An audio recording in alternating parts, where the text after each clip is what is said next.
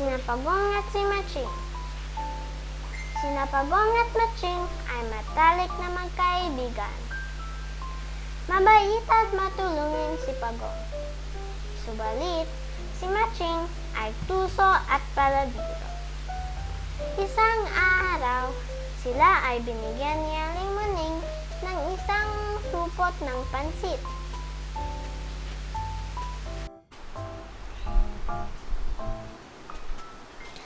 Halika, Matching, kainin natin ang pansit. Nako, baka panis na yan. Ang mabuti pa, hayaan mo munang ako kumain para masigurado na walang lasa ng pagkain. Hindi naman amoy panis, Matching. At saka, hindi naman magbibigay ng panis na pagkain si Aling Muning.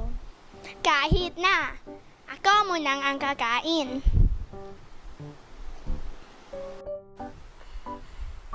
Walang nagawa ang kawawang Pagong, kundi pabigyan ang makulit na kaibigan.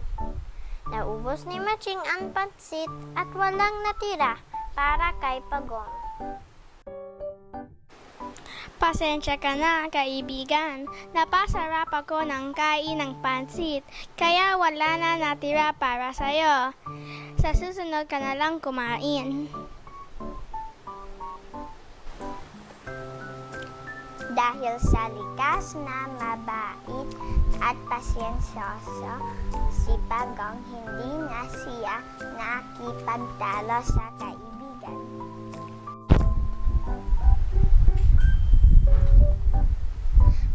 Matching, tingnan mo ang puno ng saging na ito.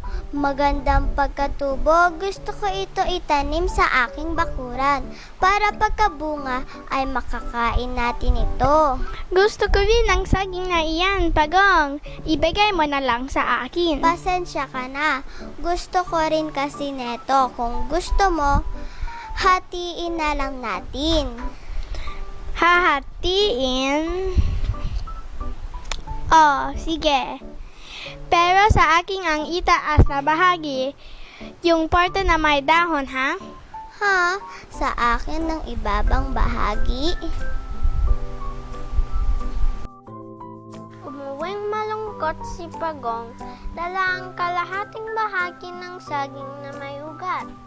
Samantalang si Matching ay masayang umuwi, dala ang madahon na bahagi ng puno. Inalagaan ni Pagong ang kanyang halaman. Araw-araw dinidiligan niya ito at nilalagyan ng pataba ang lupa. Ganoon din ang ginawa ni Matching.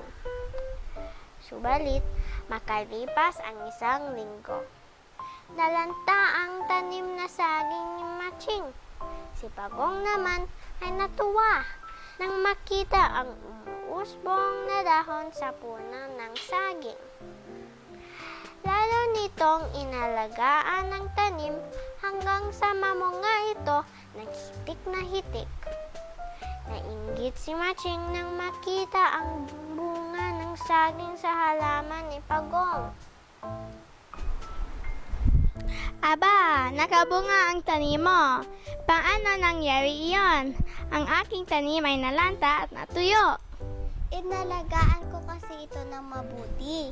Sabi ni Mang Islaw Kalabaw, malaki ang pag-asang tutubo ito sa bahagi ng halaman na pinutol kung ito ay may ugat. Kaya pala nalanta ang aking tanim. Mukhang hinog na ang mga bunga. Halika, kunin natin. Gusto ko sana, kaya lang masyadong mataas ang bunga. Hindi ko kayang akyatin. Kung gusto mo, ako na lang aakyat. Ibibigay ako sa'yo ng lahat ng mga bunga. Basta't bigyan mo ako ng konti para sa aking merienda. Pumayag si Pagong sa alok ni Matching. Subalit, nang makarating na si Matching sa taas ng puno, kinain niya lahat ng bunga ng puno. Wala itong itinira para kay Pagong. Sa akin na lahat ito, Pagong. Gutom na ako. Kulang pa ito para sa akin. Ha ha ha. Nanatili sa itaas ng puno si Maching at nakatulog sa sobrang kabusugan. Galit na galit si Pagong sa ginawa ni Maching.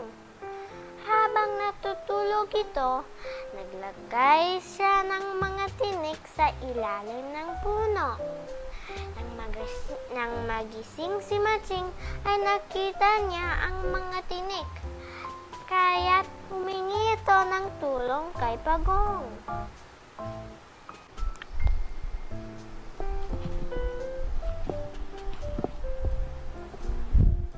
Pagong, tulungan mo ako.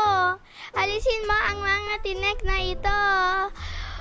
Malapit nang dumilim at mukhang uulan ng malakas.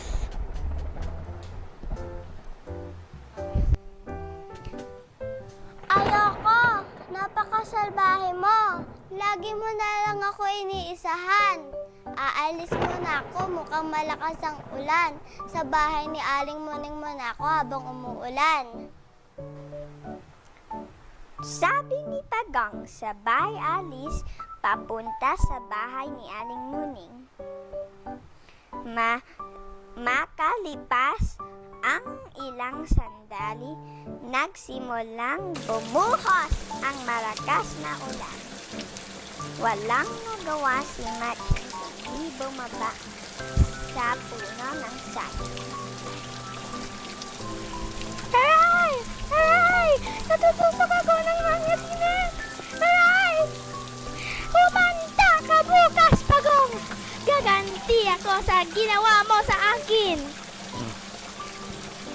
Kinabukasan, kahit mahapdi pa rin ang mga sugat ni Maching, ay hinanap niya si Pagong.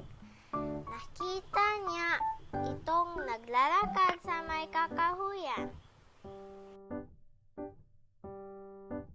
Hoy, Pagong! Humanda ka ngayon! Anong gagawin mo sa akin?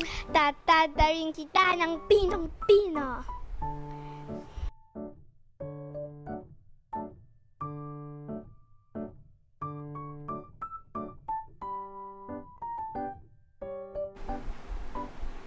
Oo, sige. Tatayin mo ako ng pinong-pino at pagputol-putulin. Nang sa gayon, ako ay dadami at susugurin ka ng mga parte ng katawan kung pinutol mo. Ha ha ha.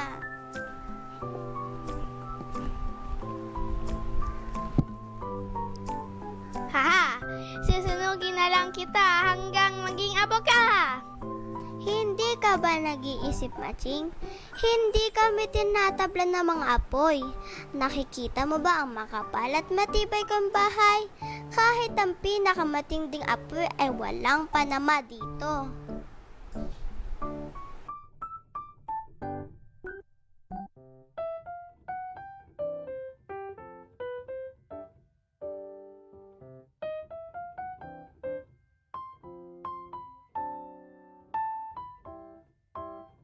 Tignan natin kung saan ang tapang mo. Itatapon kita dito sa dalampasigan hanggang sa malunod ka. Ha ha ha ha. Panggap ito tapon sa dalampasigan. Naku, huwag mo ako itapon sa dalampasigan. Takot ako sa tubig at hindi ako marunong lumangoy. Parang awa mo na. Tuwang-tuwa si Maching sa pag-ahakalang magagantihan na niya si Pagong. Todo lakas niya itong itinapon sa dalampasigan. Nagulat ito nang makitang marunong lumangoy si Pagong. Ang bilis-bilis ang pagkilos ni Pagong sa tubig. Kung mabagal ito sa lupa ay parang ang gaan ng katawan nito sa tubig. Ha ha Haha, naisahan din kita, Maching. Hindi mo ba alam na gustong gusto ko ang lumangoy sa dalampasigan at magbabad sa tubig? Salamat, kaibigan! Malungkot na umuwi si Maching. Naisip niya na napakasakit pala na maisahan ng isang kaibigan. Naramdaman niya kung paano masaktan kapag naloloko ng isang kaibigan. Mula noon, nagbago na si Maching. Hindi na sila muling nagkita ni Pagong.